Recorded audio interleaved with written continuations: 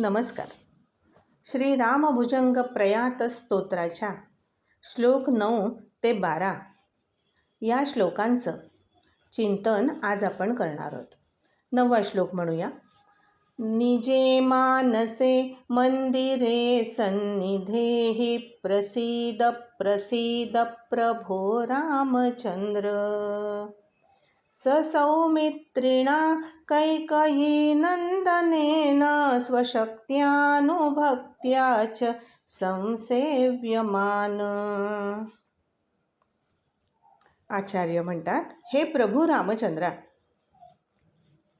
माझ्या मनमंदिरामध्ये निरंतर तू राहा, माझ्या सन्निध राहा, माझ्या जवळ राहा, माझ्यावर अनुग्रह कर, माझ्यावर प्रसन्न हो.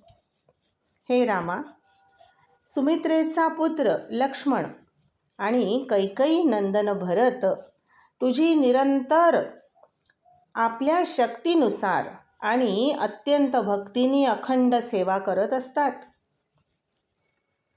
असा तू आहेस. स्वशक्त्या याचा अर्थ काही ठिकाणी शक्तिरूप सीताही तुझी सेवा करते असाही घेतला जातो. आचार्य म्हणतात की भरत, लक्ष्मण तुझी अखंड सेवा करतात. रामा, माझं सुद्धा स्मरण तुला असू दे आणि माझ्या मनमंदिरामध्ये तू निरंतर जवळ राहा, माझ्यावर कृपा कर.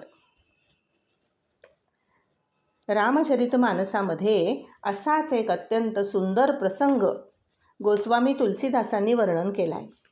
वनामध्ये वाल्मिकी ऋषी आणि रामाची भेट होते आणि त्यावेळी रामचंद्र त्यांना विचारतात की हे ऋषे, या वनामध्ये आम्ही कुठं राहावं, असं एखादं स्थान तुम्ही आम्हाला सांगा. आणि त्यावेळी वाल्मिकी जे उत्तर देतात ते अत्यंत सुंदर आहे. ते दोहे मुळातून वाचण्यासारखे आहेत. त्या प्रसंगी वाल्मिकी रामचंद्रांना असं म्हणतात की हे रामा, तूच तर सर्व व्यापक आहेस, पण तरीही मी तुला राहण्यासाठी ठिकाण सांगतो.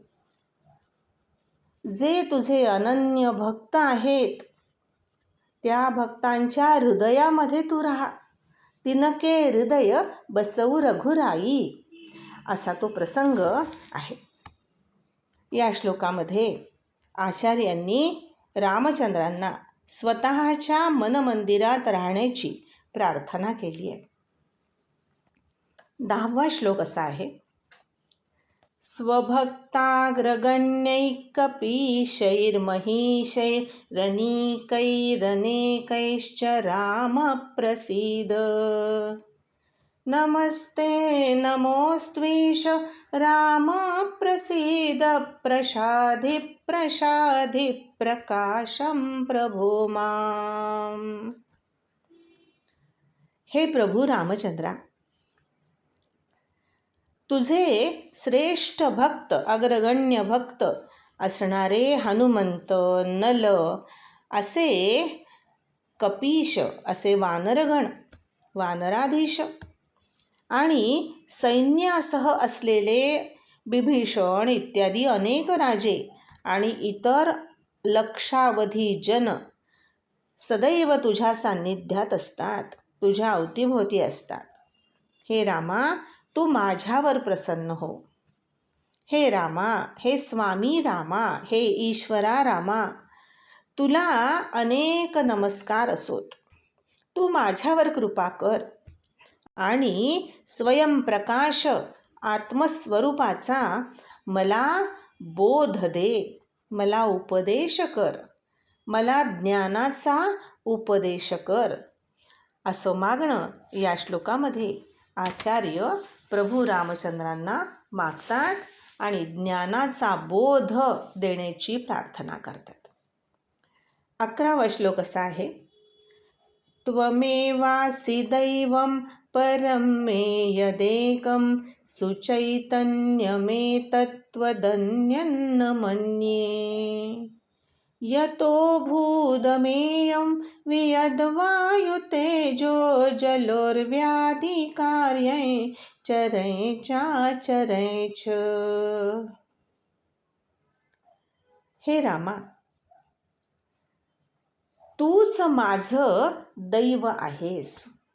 माझं सगळं सुदैव, माझा दैवत, माझं दैवत रामा तूच आहेस. माझं सगळं सुदैव रामा तुझ्या रूपाने प्रगट झालेलं आहे.